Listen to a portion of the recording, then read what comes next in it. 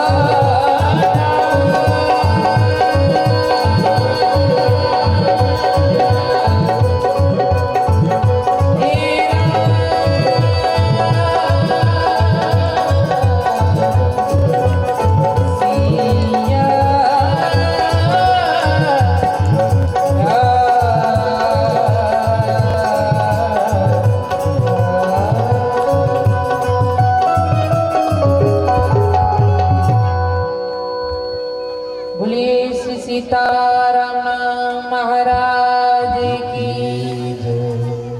नर्मदा मैया की, यज्ञ नारायण भगवान की, आचार्य गणों की, सब संतों की, सब भक्तों की, अपने अपने गुरुदेव माता पिता की जय जय श्री सीता, जय जय श्री राम, हर हर नर्मदे।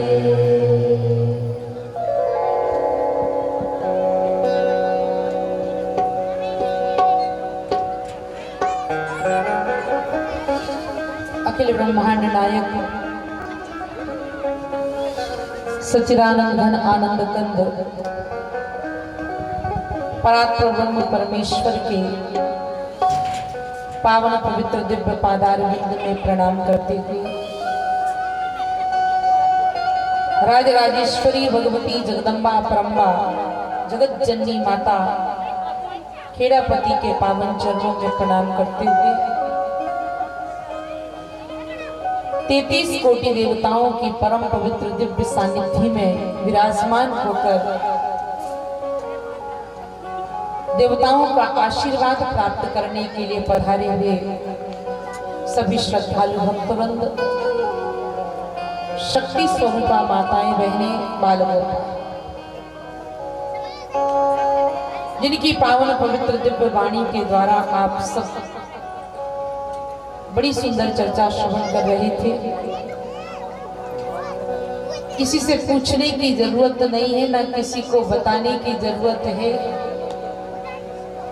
केवल व्यक्ति के आचरण मात्र से उसके नरक और स्वर्ग के आने और जाने का जो संकेत है, जो लक्षण है, कितने सुंदर शब्दों में आपने शास्त्रीय सम्मत के द्वारा उसे श्रवण कराया। स्वजने सुनिंदा कर्कश वाणी जिसकी हो,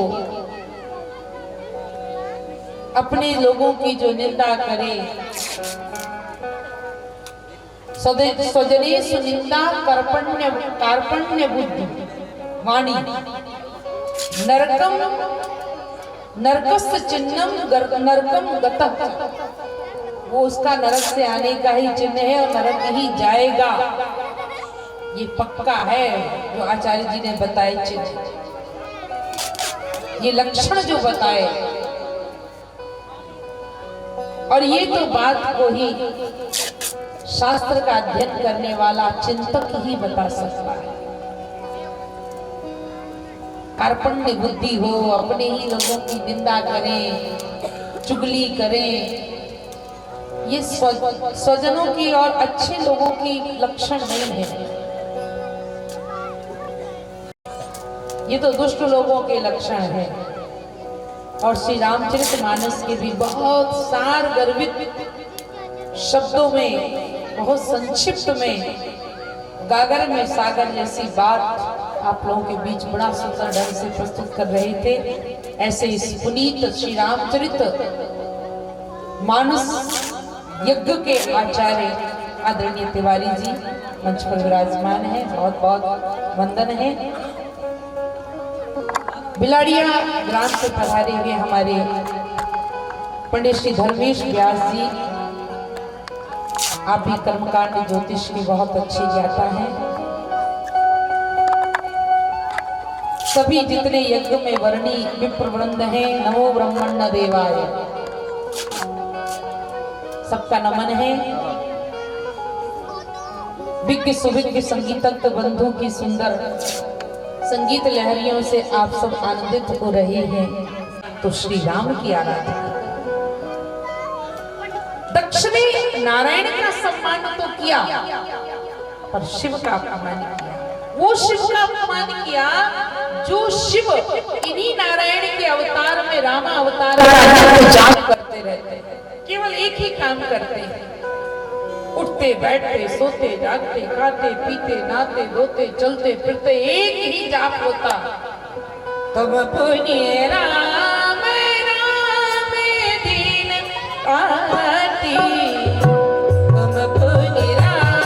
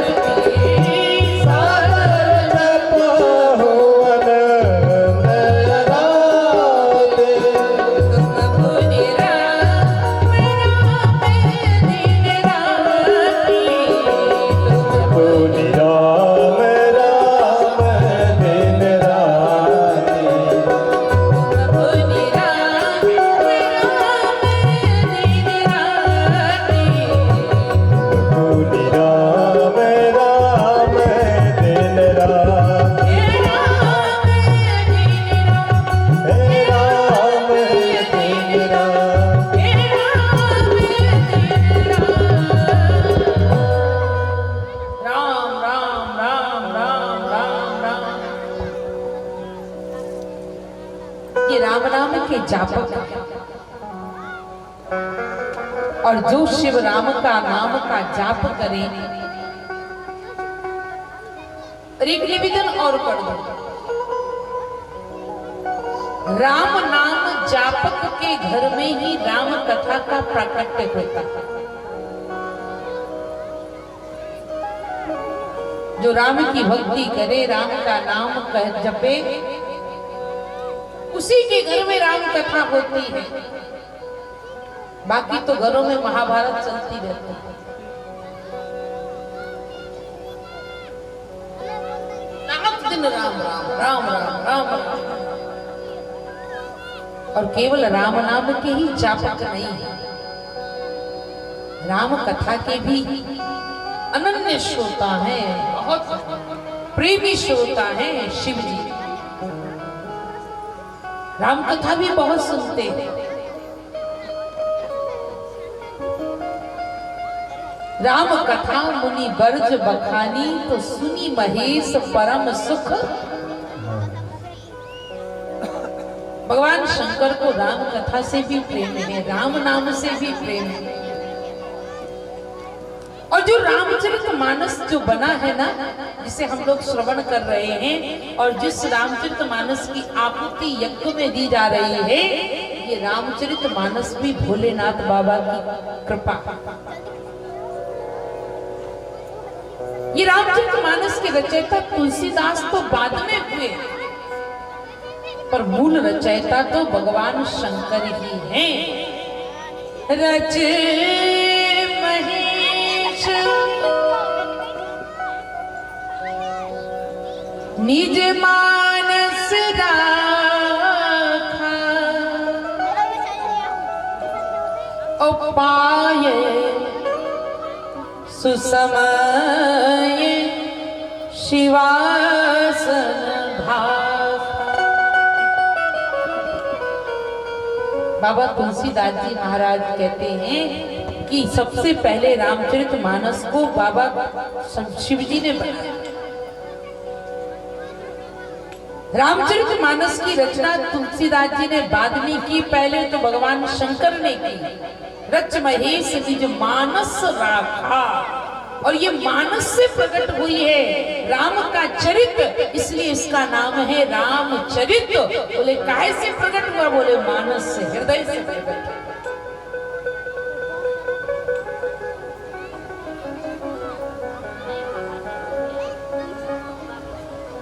क्योंकि हृदय में ही भगवान शंकर के राम विराजमान है, इसलिए हृदय से ही राम का चरित्र प्रकट हुआ।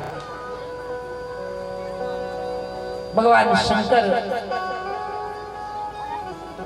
बड़े भाव के साथ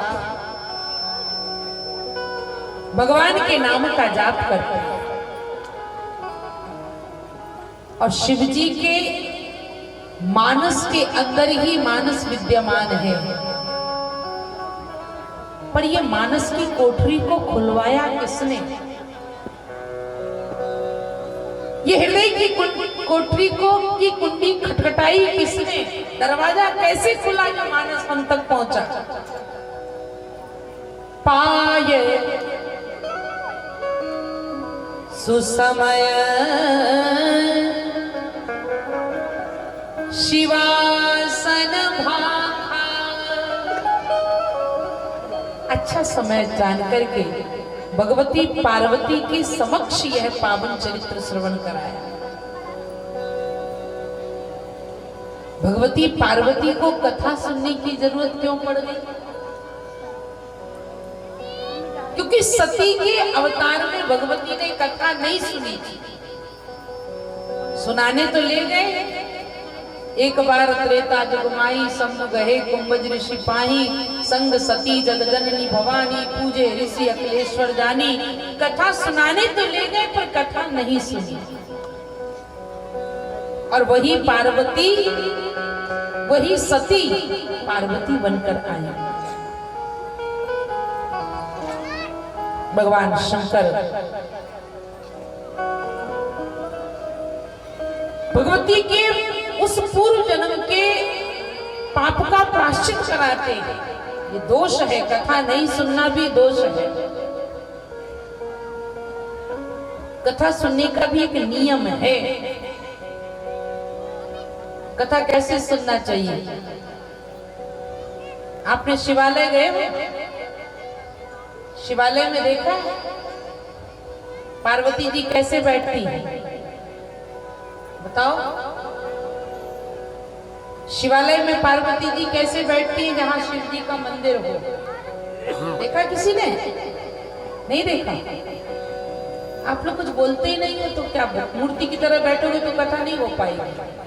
कुछ हाँ करो, कुछ हूं करो, कुछ हंसो, कुछ ताली बजाओ, तो लगे मुझे कि आप लोग जागृत हैं, मुझे लगे कि सो रहे हैं सारे के सारे, क्योंकि आपका नाम ही श्रोता है। जो सोता रहे उसी का नाम श्रोता। इसलिए थोड़ा सा चेहरे पर मुस्कुराहट हो, भाव हो, और लगे सुनाने वाले को भी लगे नहीं हम मुंह बनाए बैठे हैं, हम हमें लग रहा है तो कौन से गम में डूबे भगवान जाने। ये तो गम दूर करने के लिए आए हो भैया। यहाँ भगवान का चरित्र सुनने के साथ पुलकित होना चाहिए, हर्षित होना चाहिए, जिंदा दिली है? लगे कि हम कहीं कथा में बैठे हैं। लोगों से पूछो क्यों भाई कैसे हो? कटाई रही अरे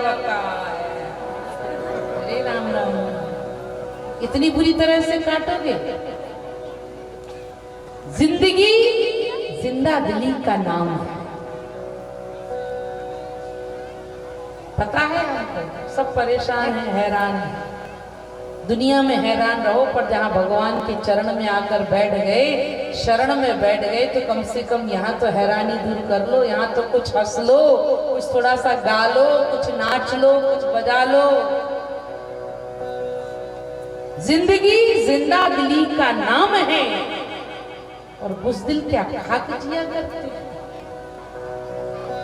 बुज़दिल नहीं बनना, प्रेम से आनंद के साथ। एक गांव में हम गए तो जितनी कथा सुनने वाले सब दादा ही दादा, 70 के ऊपर। हमने कहा दादा आपके गांव में कोई बच्चे नहीं है? बोले मुत के मोड़ी मोड़ा है हमारे गांव में। हमने कहा कथा में नहीं आए? दादा बोले स्कूल गए पढ़वे, हमने कहा घरे आके होमवर्क करियो, कथा में बिल्कुल मत आइए। हमने कहा दादा तो बच्चों को नहीं आने दिया पढ़ाई के लिए आपके गांव में? जवान नहीं? बोले मुत के। मैंने की बे नहीं आए कथा में? कई जवानों को कथा में इसलिए नहीं आने दिया, कहीं आपकी कथा सुन के आपके जैसे बेबी बाबा ना बन जाए। घरे बैठो। हमने कहा आपने खुद बच्चों को नहीं आने दिया, जवानों को नहीं आने दिया, तो दादा तुम भी घर ही बैठ के तुम काय को आ गए? बोले हमारी बात अलग है।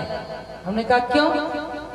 बोले 1 घंटा छोड़ 10 घंटा भी सुनाओ तो हमें तुम्हारी कथा का असर पड़ने वाला नहीं है, क्योंकि कान से सुनाई नहीं देता। हम तो टाइम पास करवे आ गए, चलो भैया थोड़ा घूम लेंगे, बैठ लेंगे। इस कथा में सबको आना चाहिए, जवानों को भी, बच्चों को भी, वृद्धों को भी।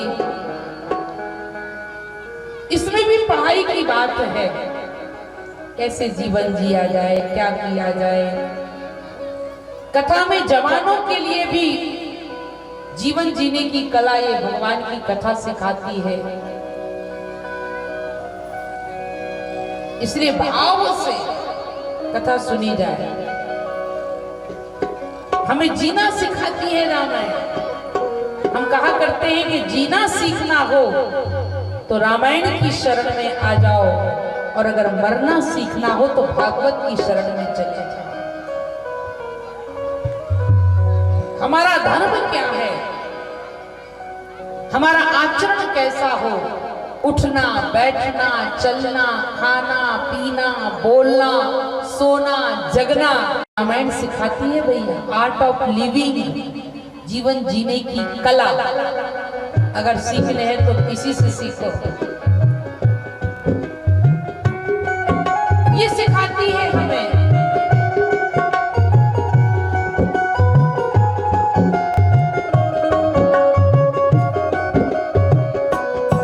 सदा शुभ आचरण करना, सदा शुभ आचरण करना, सिखाती रोज रामायण। सदा शुभ आचरण करना, सिखाती रोज रामायण।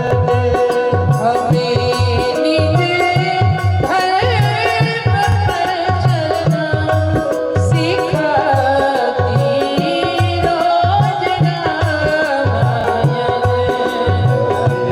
निज धर्म पर चलना, सिखाती रोज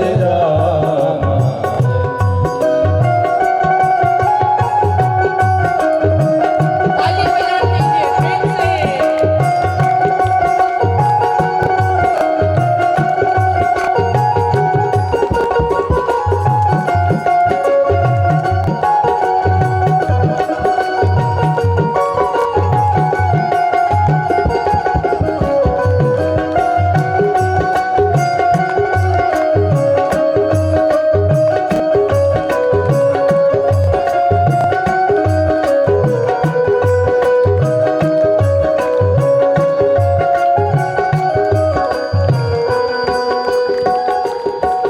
जिन्हें संसार सागर से उतरे पार जाना है। जिन्हें संसार सागर से उतर कर पार जाना है। उन्हें सुख से किनारे पर, उन्हें सुख से किनारे पर लगाती रोज रामायण। उन्हें सुख से किनारे पर लगाती रोज रामायण। सदा शुभ आचरण करना, सिखाती रोज रामायण। सदा आचरण करना, सिखाती रोज रामायण। सिखाती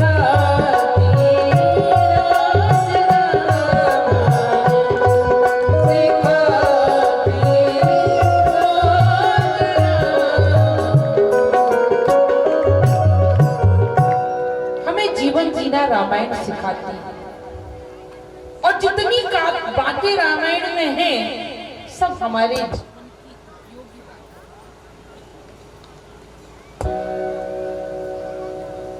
सारी की सारी जीवन उपयोगी बातें। भगवान सती ने कथा नहीं सुनी, शिव वही सती पार्वती बनकर आई और उन्होंने आकर के भगवान शंकर की हृदय की कुंडी को खटखटाया और ये रामचरितमानस को जन जन तक पहुंचाया। तुलसीदास जी से पूछा कि बाबा आपने बड़ी कृपा की जो जगत के लोगों को रामायण जैसा ग्रंथ दिया। तुलसीदास जी ने कहा भैया हमने कुछ नहीं किया। तो भगवान कहा कि तुलसीदास जी कहते हैं ये तो शंभु प्रसाद सुमत ही ये तुलसी। ओ भैया राम चरित मानस कवि तुलसी। ये तो शंभु प्रसाद,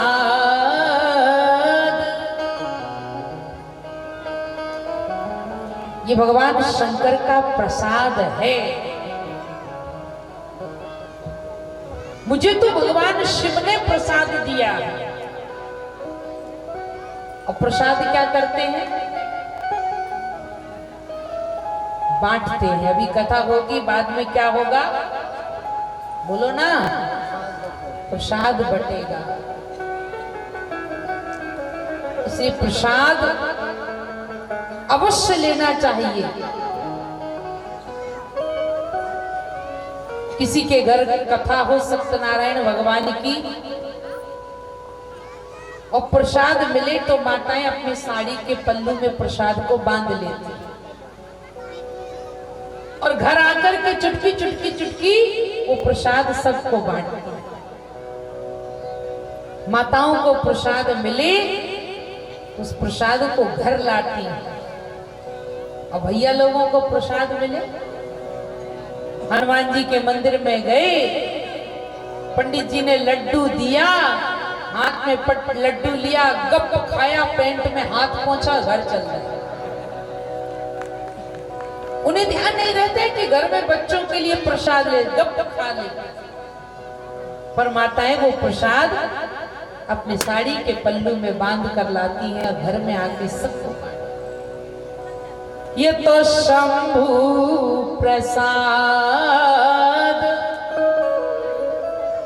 ये प्रसाद है क्या? 3 अक्षर हैं, प्रसाद। प्रसाद का अर्थ क्या? प्रा माने प्रभु का, सा माने साक्षात और दा माने दर्शन। जिसमें प्रभु का साक्षात दर्शन हो उसका नाम है प्रसाद। ये तो शंभु प्रसाद। और ये प्रसाद क्या करने वाला है? ये प्रसाद रामचरितमानस का जो प्रसाद है ना, जो तुलसीदास जी को मिला, भगवान शंकर ने जिसको बांटा, ये शिव जी ने भी प्रसाद कहीं से लिया है। राम कथा मुनि बर्ज बखानी तो सुनी महेश, ये भी कुंभज ऋषि के यहां से प्रसाद लाए और वही प्रसाद तुलसीदास जी को दे दिया। भगवान शंकर उसी पावन प्रसाद को पा रहे,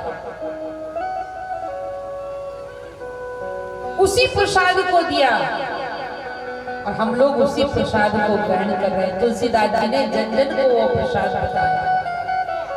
ये सुमति देने वाला प्रसाद है, कुमति देने वाला नहीं है। राम कहा शंभु प्रसाद सुमति, सुमति देने वाला। और जहां सुमति तहां संपत्ति नाना, और जहां कुमति तहां विपत्ति। सुमति ही संपत्ति को देने वाली है, कुमति ही विपत्ति को देना वाली है।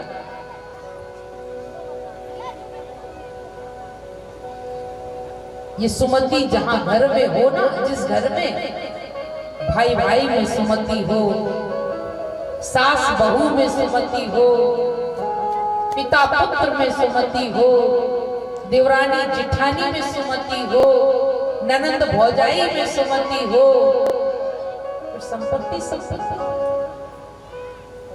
और जहां रात दिन खटपट खटपट खटपट चलती रहे तो काम गड़बड़। ये तो घर में ही लड़ती रहती। कई लोग तो घर में ज्यादा खटपट होती ना, तो घर में कोई खटपट तो चले बाबा की मड़िया पर, घर में हुई खटपट तो चले बाबा के मठ पर। क्या चलो वही हम तो बाबा बन जाएंगे, अब हम घर में नहीं रहेंगे। जिम्मेदारियों से भागना और बाबा बनना भगवान भी स्वीकार नहीं करते। पहले अपनी जिम्मेदारियां पूर्ण करो तब बाबा बनो। तुम तो घर बैठे बाबा बन जाओ, बाहर जाने की जरूरत नहीं। घर में पोता पोती हो गए, वो रात दिन कहते बाबा बाबा बाबा का त्याग करना पड़ता, तब लोग बाबा बाबा कहते हैं। और आप तो विवाह भी करो और बाल गोपाल भी हैं, पत्नी भी है, परिवार भी, और घर में बैठे तो भी बच्चे कह रहे बाबा बाबा बाबा।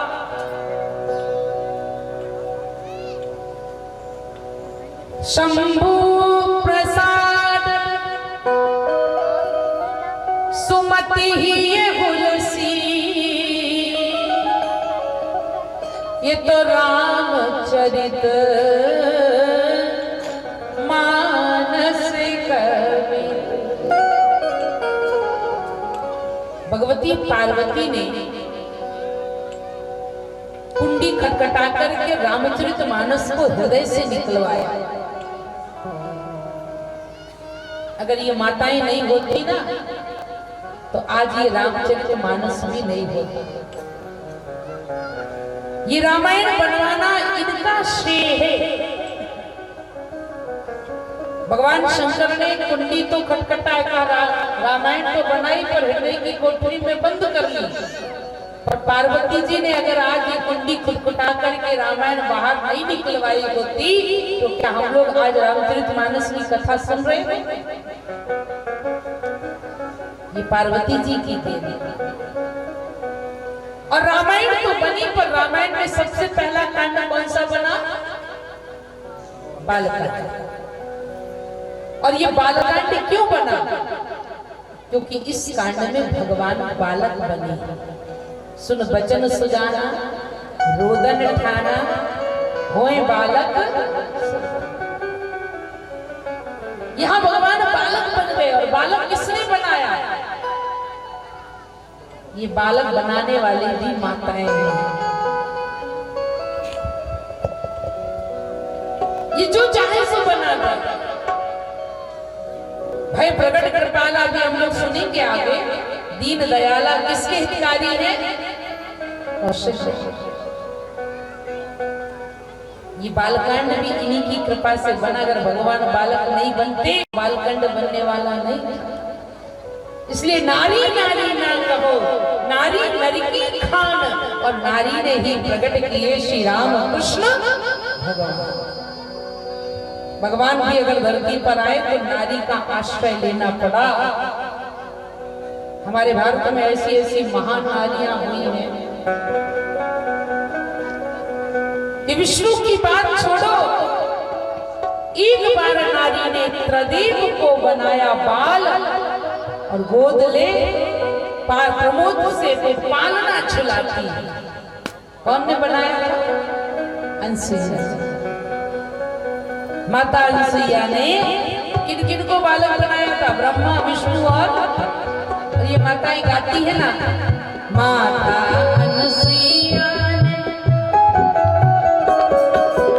माता अनसुईया ने डाल दियो पालना, माता अनसुईया ने डाल दियो पालना, माता अनसुईया ने डाल दियो पालना, माता अनसुईया ने डाल दियो पालना।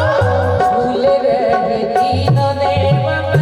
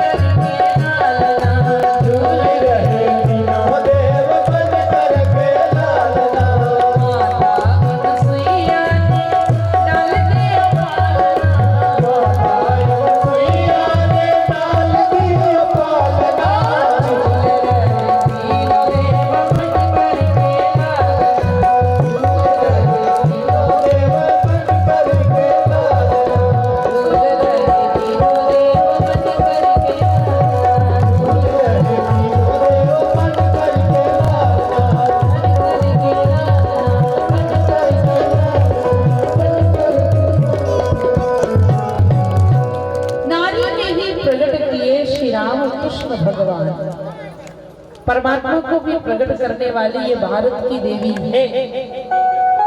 अमेरिका, इंग्लैंड, जर्मनी, फ्रांस में भगवान का जन्म नहीं हुआ है। भगवान का जन्म इस भारत की भूमि पर हुआ। इसलिए जिस कांड में भगवान का जन्म हुआ, बालक बने, उसका नाम रख दिया बालकांड। और भगवान बालक कैसे बने?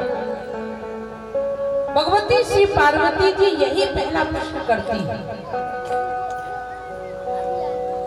पहला यही पूछती हैं कि बाबा मैं ये जानना चाहती हूँ, प्रथम सुकारण कहु बिचारी, कि निर्गुण ब्रह्म सगुण बपुधारी। वो निर्गुण निराकार ब्रह्म सगुण साकार बनकर के धरती पर कैसे आए? होता है ना कभी कभी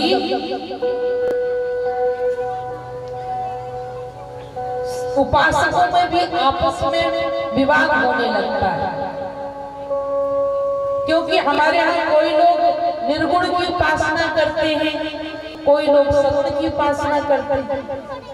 कोई कहते हैं हम साकारी हैं, कोई कहते हैं हम निरंकारी हैं। तो पार्वती जी ने यही पूछा, प्रथम सुकारण कहु बिचारी। बाबा वो निर्गुण निराकार ब्रह्म सगुण साकार बनकर के धरती पर कैसे आया? भगवान शंकर ने कहा पहले तो ये भेद हटाओ। दो लोग आपस में लड़ रहे थे। एक बोले ब्रह्म साकार है, तो दूसरा बोले ब्रह्म निराकार है। झगड़ा होने लगा। वो कहे ब्रह्म निराकार, वो कहे साकार, और यहाँ तक कि मारा पीटी तक का नंबर आने लगा। उन्होंने कहा भैया झगड़ा से पहले एक काम करें, अपन अपनी समस्या का समाधान, सामने से व्यक्ति आ रहा था उसको रोका, भैया रुको रुको रुको, हम दोनों जनों में झगड़ा हो गया। ये कहते हैं ब्रह्म निराकार, हम कहते हैं साकार, तुम बताओ आखिर ब्रह्म है क्या? निराकार है कि साकार है? तीसरा व्यक्ति बोला भैया मेरा मत और अलग है। क्या? तुम कहते हो ब्रह्म निराकार, ये कहते हैं साकार, पर मेरा मत पूछो तो मेरी दृष्टि में ब्रह्म बिल्कुल बेकार। ना हम साकार को मानते, ना निराकार को मानते, बेकार है ब्रह्म। काय का ब्रह्म? कैसा ब्रह्म? और नास्तिक ठहरे। भगवान शंकर ने कहा दोनों एक हैं, चाहे ब्रह्म निराकार को भज लो, चाहे साकार को भज लो, चाहे पचलावड़ा से चले जाओ, चाहे माथनी से चले जाओ, पहुंचना मागरोलई है। मार्ग अलग होंगे पर स्थान एक ही है, इसी रूप में चलते। भगवान शंकर ने कहा कि दोनों में भेद नहीं है, पर तुमने पूछ लिया है कि निर्गुण निराकार ब्रह्म सगुण साकार बनकर के कैसे आया, तो मैं बताता हूँ। भगवान शंकर कहते हैं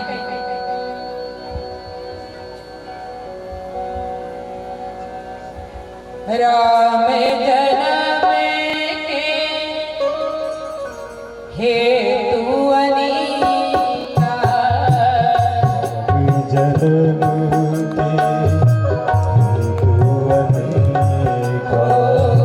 राम जन्म के हेतु अनेका, राम जन्म के हेतु अनेका, परम विचित्र एक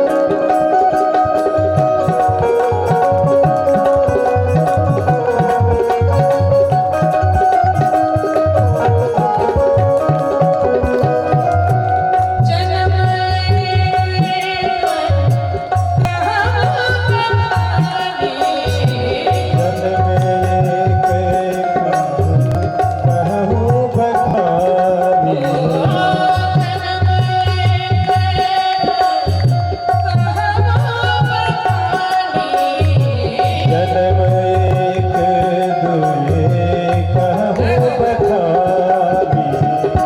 सावधान सुन सुमति भवानी।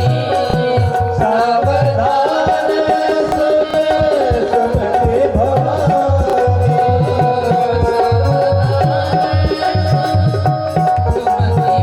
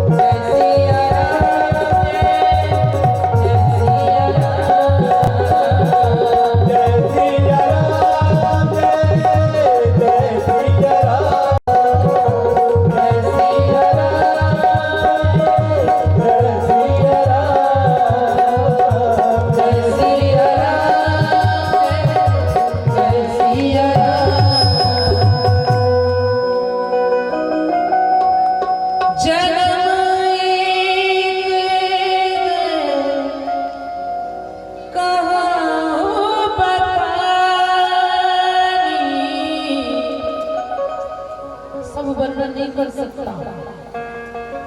भगवान के जन्म के एक दो कारण बता सकता और मेरी शर्त है सावधान सुन। कैसे सुना जाए? सुमति भवानी। श्रोता के अंदर दो चीजें होना चाहिए तब उसे श्रोता कहते हैं। नहीं तो कथा में श्रोता भी बहुत होते हैं, बैठे बैठे कई श्रोता होते हैं, कई श्रोता होते हैं, कई सरोता भी होते हैं। अपन अपनी बात कर रहे हैं, वे अपनी कर रहे, हमारी बात काट रहे, सिपाही की तरह। और कई तो श्रोता भी होते हैं, कई श्रोता भी होते हैं, कई सरोता भी होते हैं। और कोई कोई तो ऐसे होते हैं जो न श्रोता होते हैं, न सरोता, न सोता, वो होते हैं सोटा। खड़े हैं तो खड़े हैं, लाओ भैया बैठ जाओ, बैठ जाओ, पर खड़े होकर सुनेंगे। पर यहाँ कोई सोता नहीं, यहाँ विशुद्ध श्रोता। क्योंकि भगवान की कथा कभी खड़े होकर नहीं सुनना चाहिए। भगवान की कथा कभी खड़े होकर मत सुनो और नेताजी का भाषण कभी बैठ के मत सुनो। भाषण में खतरा होता है, कब जूता चप्पल चलने लगे, कब कुर्सियां टूटने लगे, कब टमाटर फूटने लगे। तो कम से कम खड़े रहे तो भक्ति नजर आएंगे, और कहीं बैठ गए तो टमाटर की तरफ चल जाएंगे। सावधान सुन। कथा में सावधानी होनी चाहिए। वक्ता की एक बात पर एकाग्र होकर के श्रवण करना चाहिए। सत्संग का क्षण और अन्न का कण कभी व्यर्थ नहीं जाने देना चाहिए। सावधानी के साथ कथा सुनना चाहिए। पिछले जन्म में सती ने सावधानी छोड़ दी थी, तो सावधान सबसे पहले किया। सावधान। श्रोता को सावधान होना चाहिए। Attention please. अनाउंसमेंट होता है ना एयरपोर्ट पर, रेलवे स्टेशन पर, सावधानी हटी तो दुर्घटना। बोलो ना, नहीं पढ़ते हो रोड पर? जगह जगह लिखा रहता है। क्या लिखा रहता है? सावधानी हटी तो दुर्घटना घटी। इसलिए सावधान होकर कथा सुना। सती ने सावधानी हटाई तो इतनी बड़ी दुर्घटना घट गई, मरना पड़ा, जलना पड़ा, प्राणांत करना पड़ा। इसलिए वो पुनरावृत्ति ना हो, वो घटना फिर रिपीट ना हो। इसलिए भगवान शंकर ने पहले कह दिया दो चीजें श्रोता के अंदर होनी चाहिए, सावधान सुन। पहले तो सावधानी से सुनो, और दूसरी चीज है सुमति। सावधान सुन सुमति भवानी। भगवान शंकर ने कहा सब कुछ बताना संभव नहीं है, इतना समय नहीं है, मेरे पास भी नहीं है इतना समय। जन्म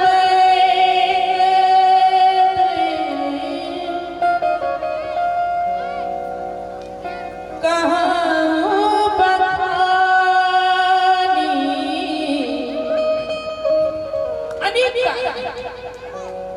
राम जन्म के हेतु अनेक। सबसे पहला कारण है, और इन अनेक कारणों में भी ये नहीं कह सकते कि यही कारण भगवान के जन्म का।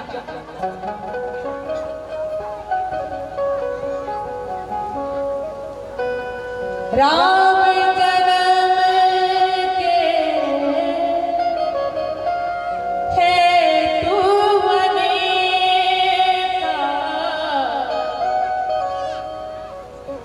परम विचित्र एक टेका। भगवान के जन्म के अनेक हेतु हैं, और ये भी नहीं कह सकते कि इसी कारण भगवान का जन्म हुआ है, यही भगवान के जन्म का हेतु है। भगवान शंकर ने तो स्पष्ट कह दिया, नहीं कह सकते, मुश्किल है ये कहना भी।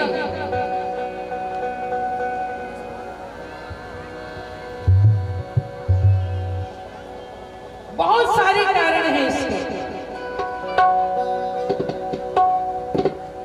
हरि अवतार हेतु जय हो, इद मिथ्यम कहीं जाए ना कोई। सबसे पहला कारण है भगवान के जन्म का। द्वारपाल हरि के प्रिय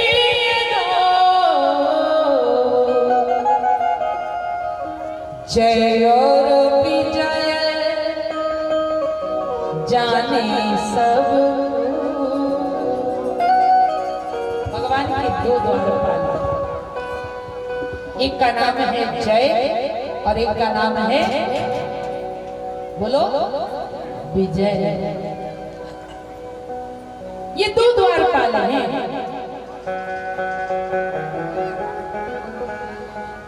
और दोनों पहरेदारी करते हैं बैकुंठ की।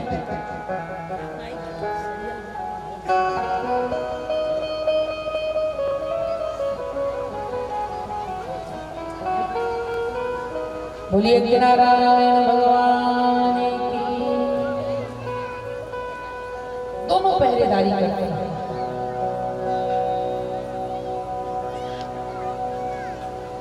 बैकुंठ के 7 कोट हैं,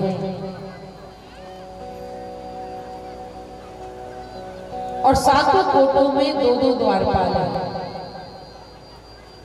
बिल्कुल भगवान विष्णु की तरह। शंख चक्र पद्म गदाधारी चतुर्भुज। एक बार सनत कुमार चले जा रहे थे वैकुंठनाथ के दर्शन करने। श्रीमन नारायण नारायण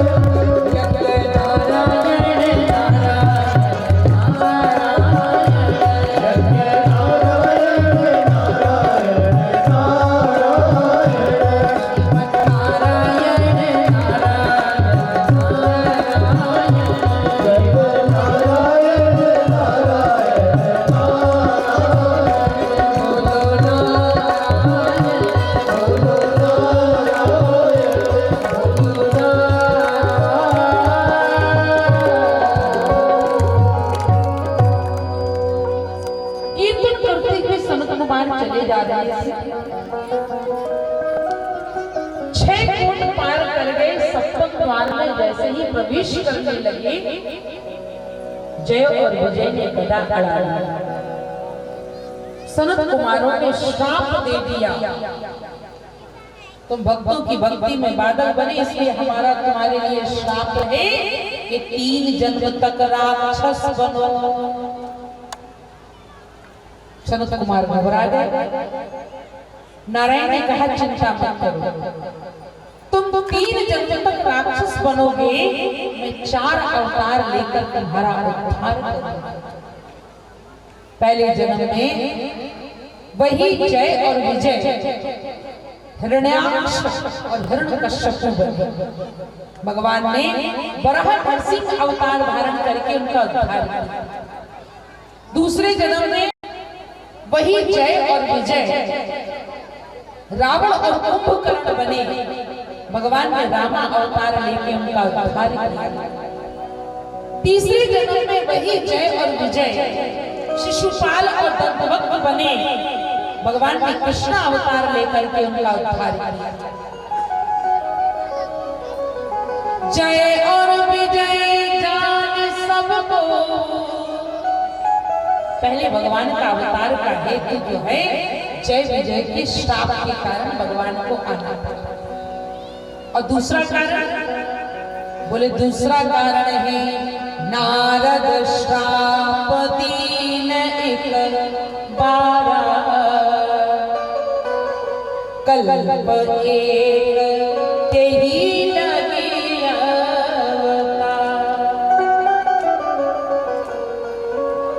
दूसरा कारण है कि नारद जी ने एक बार भगवान विष्णु को श्राप दे दिया, क्योंकि नारद के मन में अभिमान आ गया था। मैं काम विजयी हूं, मैं क्रोध विजयी हूं और मैं लोभ विजयी हूं। मैंने कल निवेदन किया था कि अभिमान आता है भगवान चले जाते हैं। भगवान भक्त के मन में अभिमान नहीं चाहते, और जब नारद को अभिमान आ गया, भगवान ने कहा इनके अभिमान को दूर करना पड़ेगा। भगवान ने माया का विस्तार किया, एक सुयोजन नगरी बनाई,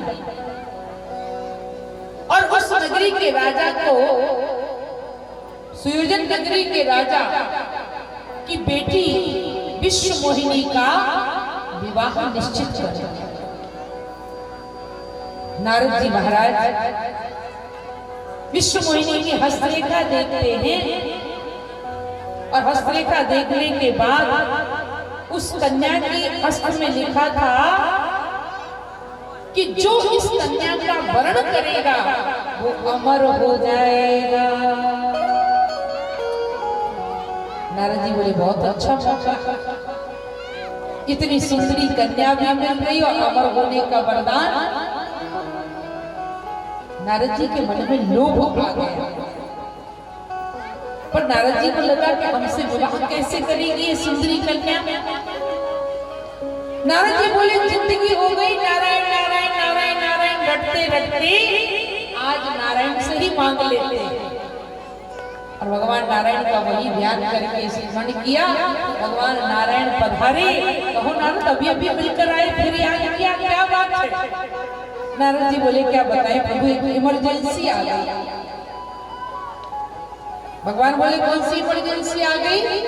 बोले आपसे कुछ चाहिए है मुझे। भगवान बोले धन चाहिए,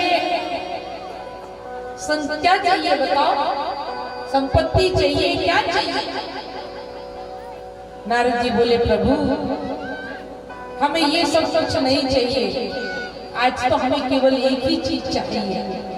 क्या चाहिए?